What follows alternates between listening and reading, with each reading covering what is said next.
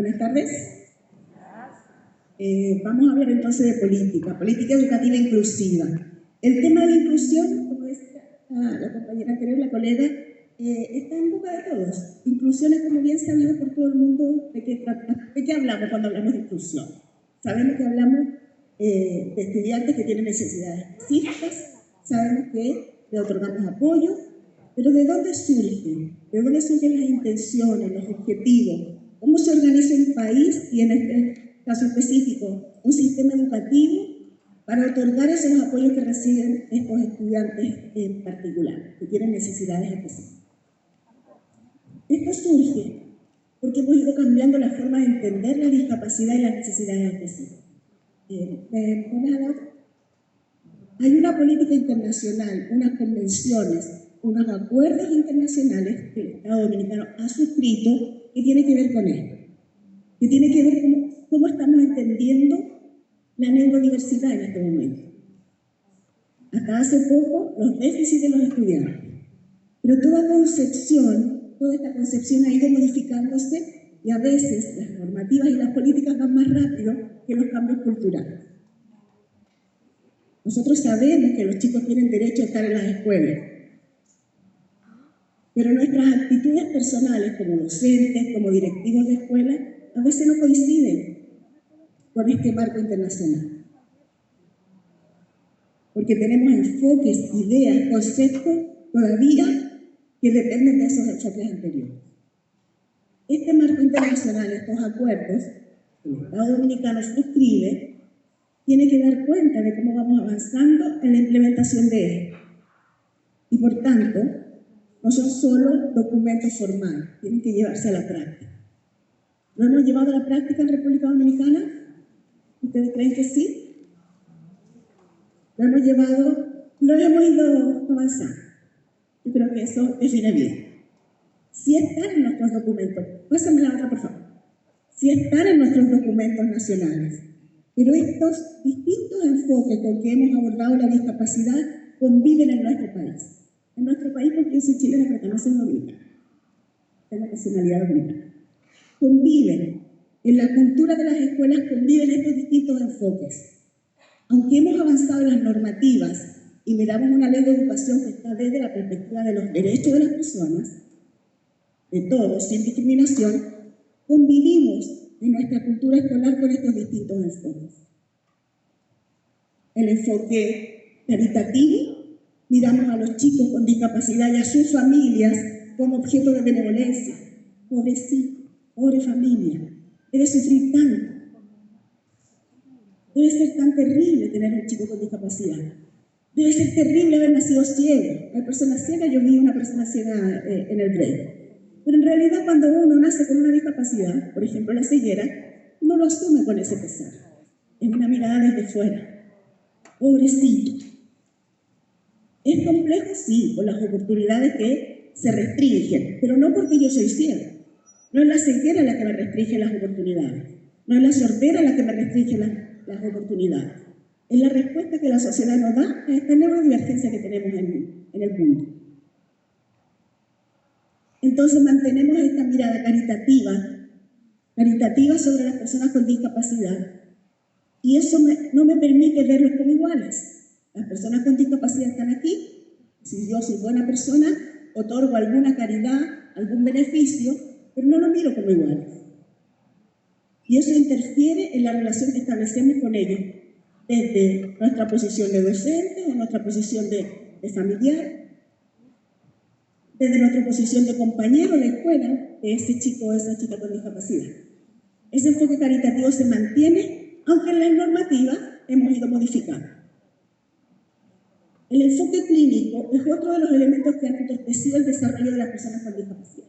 El enfoque clínico se refiere a mirar la discapacidad desde el déficit. Y entonces yo como experta clínica modifico a ese alumno o a ese paciente desde lo que le falta. Desde ese enfoque, ¿cómo está mi amiga Cariela? Se crearon las escuelas de sordos y en esos inicios le tapaban las manos a los chicos para que no hicieran señas, les forzaban a hablar. porque era un déficit, tenían que parecerse lo más posible a los que no tenemos déficit. Ese enfoque clínico no ve a la persona en su globalidad, le mira el déficit. Cuando yo miro a una persona en su globalidad, y a partir sobre todo de los avances en la neurociencia y cómo el cerebro, indagar un poco más en el cerebro nos ha permitido saber cómo aprendemos, y nos damos cuenta, y nos hemos dado cuenta, que esa persona que tiene una discapacidad tiene otros elementos en su vida. Y una persona ciega no ve, pero desarrolla otros sentidos que compensan y tienen habilidades, o desarrollan más bien habilidades que te permiten interactuar con el curso, con la asignatura, y te permite aprender. Estoy segura que el compañero ciego que está aquí tiene una memoria auditiva excelente. Y puede dar, y puede aprender, y puede participar en su escuela sin problema. Avanzar a una mirada más social de la discapacidad nos ha permitido ver que las personas con discapacidad tienen déficit, pero también tienen elementos que nos aportan y nos enriquecen en el aula. La colega hablaba de déficit de atención. La neurodiversidad nos ha mostrado que los chicos con déficit de atención tienen grandes habilidades creativas, tienen un pensamiento divergente. Pero si yo soy desde un enfoque clínico, me centro en el déficit de atención y no en las oportunidades que tiene de crear, más que los que tenemos un pensamiento más rico. Hacer ese cambio de mirada no es fácil, pero es muy necesario para que podamos coherenciar lo que establecen las políticas educativas, lo que dice la normativa y lo que son las actitudes de las personas que trabajamos en educación. Hemos avanzado, como dijo la compañera, hemos avanzado. Porque el enfoque social que surge en la definición de discapacidad, la Convención Internacional de los Derechos de las Personas con Discapacidad nos dice, espérense, una persona tiene un déficit, pero el déficit no es el centro. El centro son las barreras que nosotros como sociedad hemos impuesto a las personas neurodivergentes. O sea, el problema no es que yo nací con una ceguera, una sordera o un déficit de atención. El problema es que las sociedades se han organizado como que fuéramos todos iguales, homogenizando. Y el que escapa a esa norma es sancionado. Antes lo sacábamos de las escuelas y lo mandábamos a una escuela especial. El problema es que nosotros como sociedad lo hemos construido a partir de una mentira. No somos todos iguales. Somos diferentes. Cada uno de nosotros tiene un cerebro que aprende diferente, que siente diferente y que actúa diferente. Y las políticas educativas basadas en esos enfoques anteriores nos homogenizaban. Hay que nivelar a los niños. No hay que nivelar a los niños. Los niños tienen que aprender de donde están hasta donde avanzan, de acuerdo a su propio ritmo, a su interés. No tengo que nivelar, no tengo que aspirar a que seamos todos iguales, porque no lo voy a lograr nunca.